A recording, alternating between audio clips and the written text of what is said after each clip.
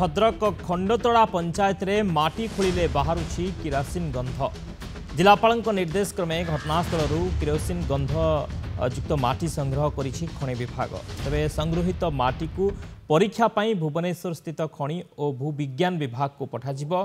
परीक्षा पर जदि एठारे पेट्रोलियम पदार्थर संधान मिले तेबे परवर्ती अवस्था जातीय स्तर रे थिबा पेट्रोलियम संस्था को संपर्क में अवगत कराजिबो बोली कहिसेंती जिलापाल।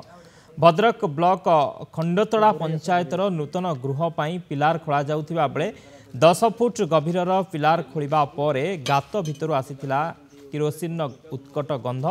एपरिकी भितरु जहाँ भी माटी बाहरुथिला ताहा किरोसिन गंध करबा सहित तेल चिकिटा माटी बाहरुथिला, जहाँ एबे स्थानीय अंचल रे बेस चर्चार विषय पलटिछि।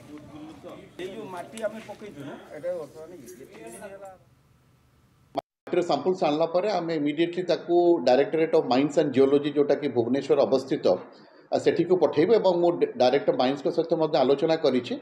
सेटा गोटे दिन भितर से एनालिसिस करके देदेवे जे तार स्टेटसटा कौन और जदि से कन्फर्मड रिपोर्ट्स देवे जे सेठी प्रकृत में पेट्रोलियम पदार्थ मिलवा माने अनुसंधान होती फर्दर एक्सप्लोरेशन आम जो सब जातीय स्तर अनुष्ठान गुड़िक अच्छी जमी ऑयल इंडिया लिमिटेड कथा कहतु ऑयल बा इंडियन ऑयल कॉर्पोरेशन तो ये जातीय स्तर अनुष्ठान को आम इमिडिएटली खबर देवु जनइबू जहाँफल कि फर्दर जियोलॉजिकल एक्सप्लोरेशन करी से देखिए जे एठी पेट्रोलियम जो पेट्रोलियम संधान मिली पेट्रोलियम एवं अन्य प्रोडक्ट्स तो तार विशद भाव में अनुसंधान करेंगे।